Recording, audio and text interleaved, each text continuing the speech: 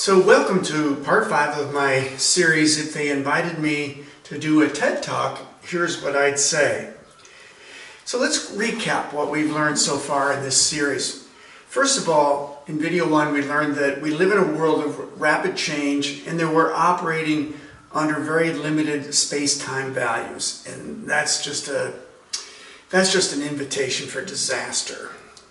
In the second video we learned that the Earth is really the source of all our resources, the sink for all our wastes. In other words, the Earth and its ecosystems are the infrastructure, infrastructure of human society, of modern society. And by extension, then, planet care really is the ultimate form of self-care. It's not just about protecting pretty places for backpackers and bird watchers.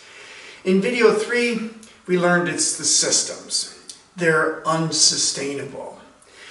Pollution and environmental problems that threaten our future really are symptoms of a much more fundamental issue, and that's that the systems we rely on, the systems we've developed and perfected over the years, are fundamentally unsustainable. Where these systems are using resources faster than they can be replenished. They're using them at an unsustainable rate.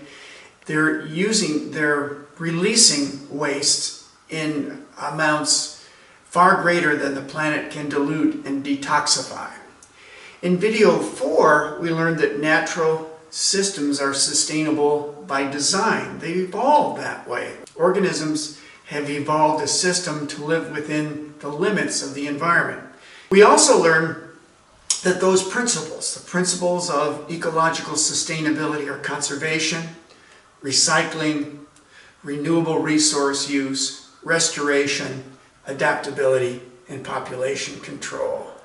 Now, in this very short video, I want to talk about creating sustainable systems. We've learned why we're unsustainable, and you can see on this slide why we're unsustainable while human societies are largely unsustainable, and how natural systems sustain themselves. And you can see there's a very interesting connection here. There's a very interesting connection that we're inefficient in our use of resources. Human society is. And nature is just the opposite. It's conservative by nature. It uses what it needs, and it uses it efficiently. Nature is by its very nature conservative. Organisms in ecosystems use what they need and use it efficiently. We are insufficient in recycling. We recycle only a fraction of what we really need to be recycling, whereas in nature, everything's recycled. We rely in modern society primarily on non-renewable resources, minerals, and fossil fuels. Nature's economy is built on renewable resources.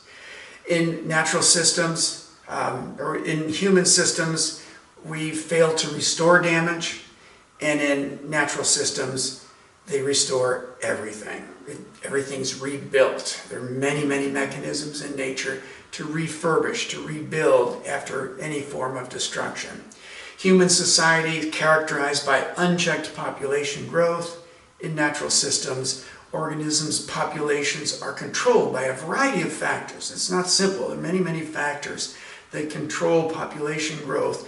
And the ultimate goal of that, which should be our goal, is to protect the carrying capacity of the environment, to ensure that the environment can sustain life, provide resources, and deal with all the wastes we produce. And finally, we have failed to adapt. We are adapting, but we have failed to adapt quickly enough to the changes that we have brought about to our planet. And organisms adapt very naturally to change. It's just a legacy. It's just part of evolution. Organisms adapt to change to be sure that they live within the carrying capacity of the environment. In conclusion, you can help build a sustainable future by practicing the principles of sustainability, the ecological principles of sustainability.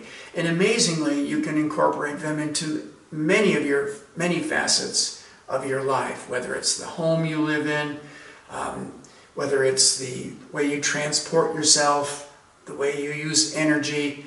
All of these principles of ecological sustainability can be incorporated in your life and can be incorporated in the systems that we revamp: agriculture, education, industry, waste management, transportation, energy. All of those systems can be rebuilt using the biological principles of sustainability.